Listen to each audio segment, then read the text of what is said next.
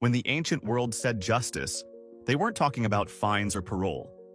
They were talking about getting sewn into a sack with a monkey, dying from diarrhea in a swamp, or paying a court fine in live angry bees. We are stripping back the history books to reveal the 33 most bizarre, unbelievably savage, and truly dumb ways ancient civilizations dealt with their criminals. Forget everything you thought you knew about law and order. This is where justice got truly weird. 1. The Romans viewed killing a parent or close relative, a crime they called parricide, as an offense so heinous it fundamentally broke the natural order. Standard execution wasn't enough. They invented the poena culae, or the penalty of the sack, a spectacle designed to ensure the criminal was denied a proper death and burial. The condemned was sewn into a large leather sack along with a grotesque living quartet: a dog, a rooster, a venomous snake, and, the true highlight of historical absurdity, a monkey. Seriously, a monkey. Was it there for comic relief, or to just add to the general sense of chaotic despair? This bizarre, thrashing sack of beasts was then tied up and tossed into the Tiber River to drown. It was a meticulous, ritualistic form of cruelty designed to ensure the murderer spent their final moments fighting a terrified, confused, and very angry circus of fellow creatures. 2. If you thought solitary confinement was bad, meet the ultimate slow-motion horror show known as scaphism, or the punishment of the boats, favored by the Achaemenid Persians for offenses like treason. This process was designed to be meticulous, humiliating, and incredibly messy. The criminal was trapped horizontally between two hollowed-out tree trunks or small boats, essentially creating a human sandwich with only their head, hands, and feet poking out. Then came the true horror. They were force-fed a toxic cocktail of milk and honey until they developed debilitating explosive diarrhea. This mixture was also slathered all over their exposed skin. The result? The person became a living, decaying buffet for every insect, mosquito, and fly in the area, trapped in their own filth. Death usually took weeks, involving gangrene, shock, and total insect consumption. It's hard to imagine a more thorough, degrading, and agonizing end. 3. Aztec society was shockingly strict, and the rules applied even to kids. For crimes like public drunkenness, theft, or disrespecting elders, the punishment for the young offenders was the uniquely cruel and purely sensory experience of the chili smoke punishment.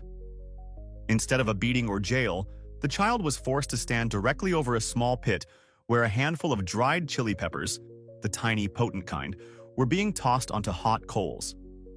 The result was a thick chemical cloud of tear gas-level pepper smoke. Imagine the agonizing burn of capsaicin in your eyes, throat, and lungs, but completely inescapable, forced to breathe it in.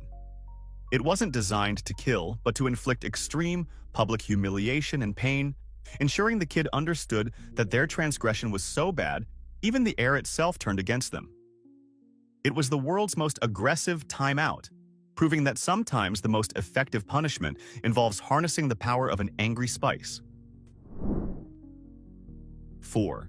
In the Babylonian legal system, governed by the famous Code of Hammurabi, there was a point where human judgment hit a wall, particularly in cases of witchcraft or adultery, where solid evidence was lacking. Their solution? The judicial lottery known as the trial by ordeal of the river. The accused was taken to the Euphrates River and literally thrown into the fast-flowing water. The belief was that the river gods themselves were the ultimate arbiters. If the person was innocent, the gods would magically protect them, allowing them to swim to safety. If they were guilty, the gods would claim them, and they would drown. The stakes were unbelievably high. If the accused survived, they were declared innocent, and their accuser was immediately executed for lying. Imagine a court system where the closing argument is just a desperate attempt to not get eaten by a current.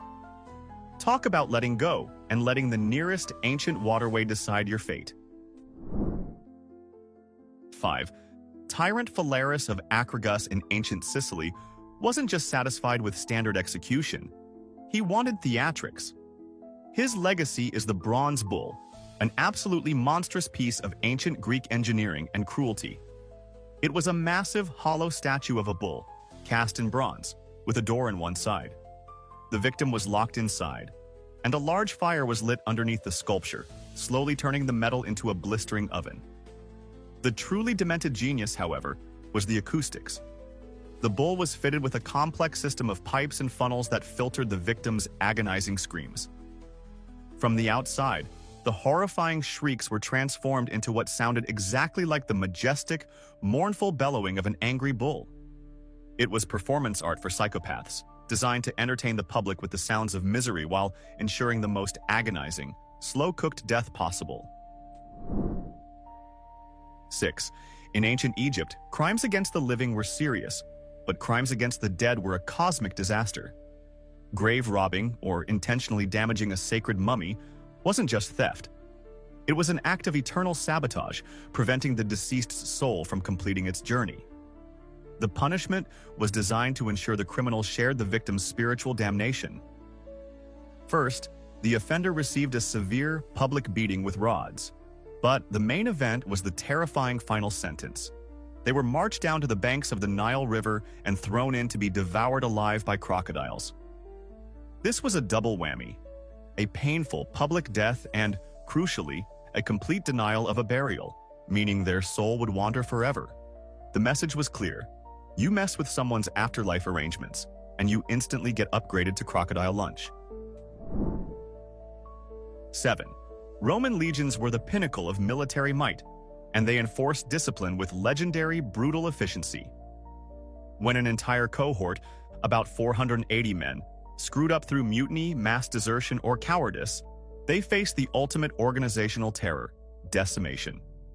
The word literally translates to removal of a tenth. The entire disgraced unit was lined up, and the soldiers would draw lots. Every 10th man, chosen entirely at random, was immediately designated for execution. The truly sick part was that the remaining 9 soldiers were then forced to beat their 10th comrade to death with sticks or clubs. It was a psychological masterstroke of cruelty. It enforced absolute submission by making the soldiers personally responsible for killing their friends.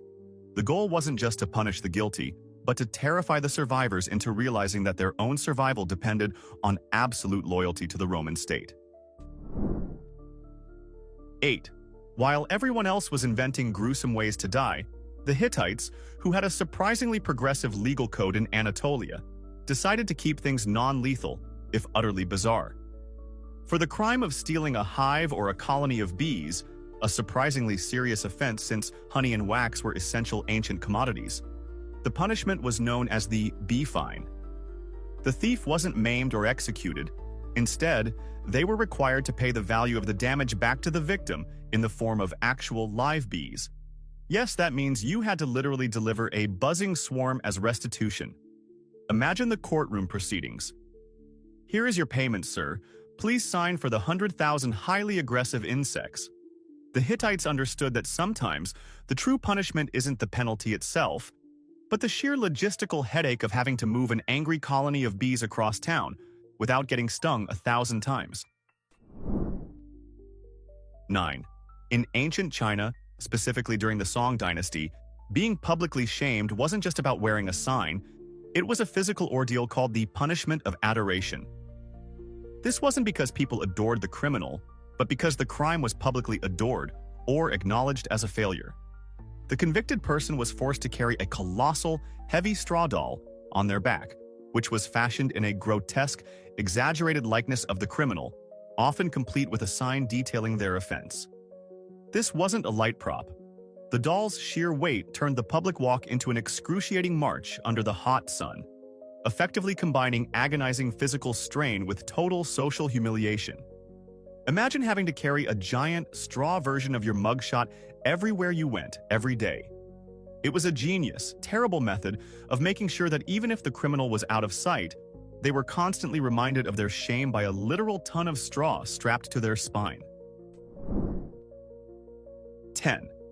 You might think the Spartans were obsessed with honor and martial prowess, but their punishment for the ultimate military failure, cowardice on the battlefield, was less about execution and more about a lifetime of total, debilitating embarrassment. The man who flinched wasn't killed. He was forced to live as an outcast under the ultimate constant public scrutiny. He was forbidden from shaving, so he had to walk around with a meticulously unkempt, ugly, half-shaved beard, and was required to wear clothes that were deliberately mismatched and filthy. Crucially, no Spartan could ever speak to him, do business with him, or even share a fire with him. The most feared fighting force in the world had figured out a way to turn a man into a living ghost, forced to wander the streets in a state of perpetual, hairy, ugly bearded shame. You'd probably choose a quick death over that level of constant, humiliating social banishment. 11. Ancient Chinese penal practices during the Tang Dynasty could be particularly stomach-churning, especially for those involved in counterfeiting or serious corruption. For these crimes, the legal system occasionally employed a horrifying method of slow, agonizing death by forced consumption of quicklime, a form of calcium oxide. The quicklime would be mixed with water and forced down the criminal's throat. Once inside the body, the lime would react violently with the body's moisture, releasing extreme heat. This chemical reaction would essentially cause massive internal burns, organ failure, and excruciating pain throughout the digestive tract as the lime effectively cooked the victim from the inside. It's a terrifying example of ancient chemical warfare used in a courtroom setting, a truly brutal and inventive way to send a very clear message about the cost of dishonesty. 12. The Code of Hammurabi, that famed Babylonian legal text, is most famous for its eye for an eye principle. But this concept of lex talionis was often applied literally, resulting in some truly absurd, yet perfectly legal, third-party executions. Take this example. If a builder constructed a house so poorly that it collapsed, and in doing so, killed the homeowner's son, the state did not punish the builder himself. Oh no. Instead, they demanded the death of the builder's own son. The logic was that the loss must be equal, even if the victim had absolutely nothing to do with the crime or the construction. It's a system that makes zero sense to a modern mind but perfectly illustrates a brutal, unyielding commitment to abstract equivalence over common sense. Imagine losing your son because of your father's shoddy carpentry, the ultimate case of paying for your parents' bad decisions. 13. For some serious crimes in ancient Greece, even death wasn't the end of the legal process. If a person was convicted of a grave offense like treason after they had already died of natural causes, the state would order the posthumous punishment known as exhumation and banishment. This involved digging up the criminal's body, which was then dragged unceremoniously through the streets of the city. After this final humiliating parade of shame, the corpse would be dumped outside the city limits, or sometimes cast into the sea. The intent was not to punish the body, which was already inert, but to inflict maximum dishonor upon the dead person's memory, their family, and their eternal fate. In a culture obsessed with proper burial rites for the afterlife, this was the ultimate spiritual slap in the face, a public decree that the person was too vile to even share the same soil as their former community. 14. Aztec society was highly organized, and when a supervisor in charge of a communal grain warehouse was found negligent, causing significant loss of food stores, the punishment was less about financial penalty and more about a horrifying poetic justice. The negligent supervisor was subjected to a public, agonizing ordeal where he was forced to consume the full amount of grain that he had allowed to be spoiled or lost.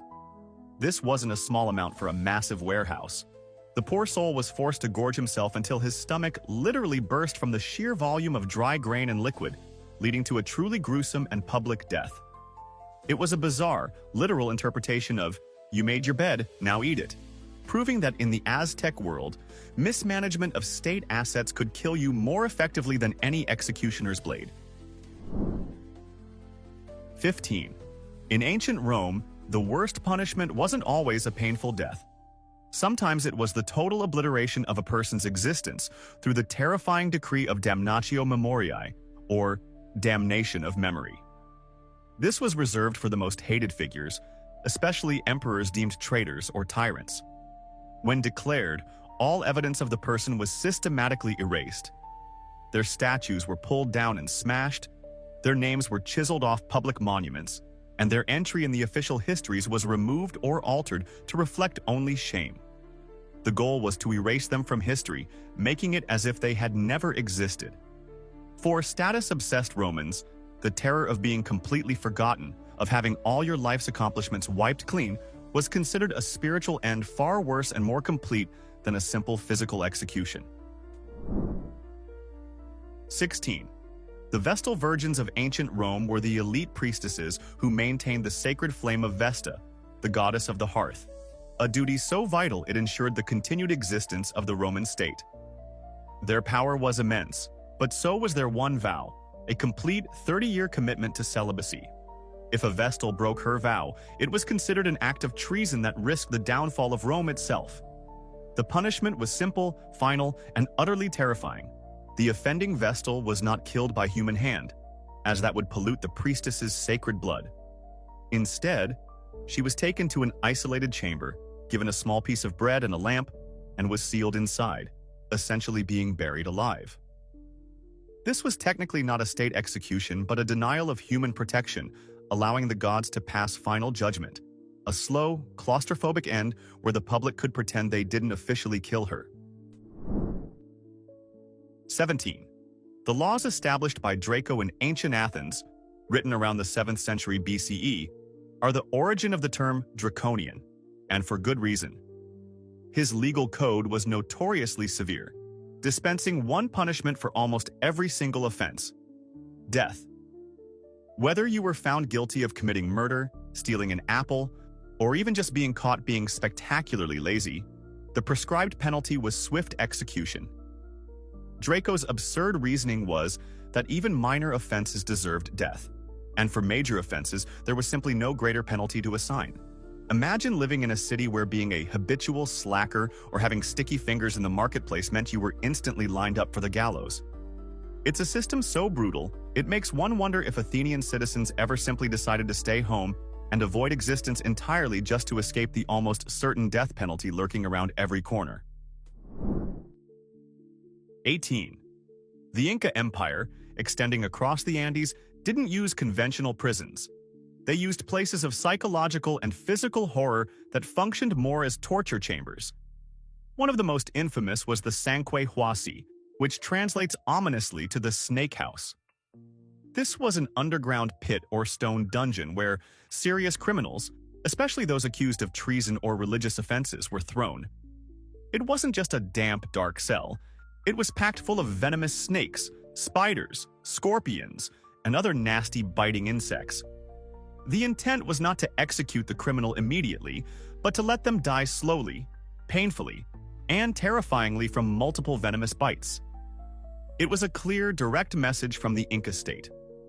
The world beneath the earth, which they revered, was also a chaotic realm of horror, ready to devour those who defied their supreme authority. 19. While many ancient legal codes focused on death and mutilation, the early Sumerian law, one of the oldest recorded legal systems, featured a surprisingly modern, penalty-based system that valued compensation over corporal punishment for many offenses.